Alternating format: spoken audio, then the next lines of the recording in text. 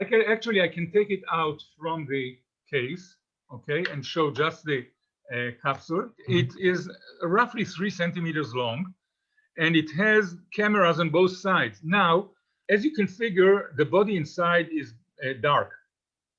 So like when you take pictures in the dark, you need a flash. You also need a flash for the Pillcam. Every time it blinks, it takes a picture. It took almost 20 years until this became a real product because they couldn't shrink it enough to fit so that you could swallow it.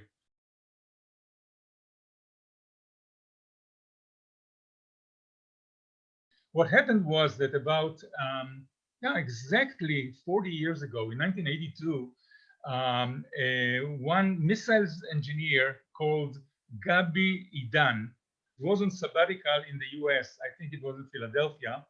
And he met there in one of those barbecues a gastrologist. This guy told him about the problem that, I can show an endoscope from the mouth one side and from the other end, but in the middle there are 6-7 meters of the small bowel that I could not reach. And he said, "You're an engineer. Can you figure how I could visualize what happens in the middle of the guts and so on?" And this guy, Gabi Idan, thought about it and he said, "Hey, this is actually what our missiles are doing. They're hovering on the terrain, they are taking pictures, and they are retransmitting them to some ground station, and they decide what to do with what they see."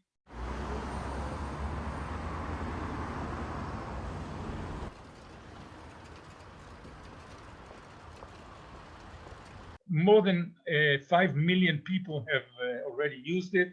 It saved the lives of hundreds of thousands of people and changed or improved the life of probably over 3 million people, because the physician knows what you have internally. If you have bleeding, if you have an ulcer, if you have this and that, and he knows whether to give you a diet, whether to give you some medicine, or whether to do a surgery.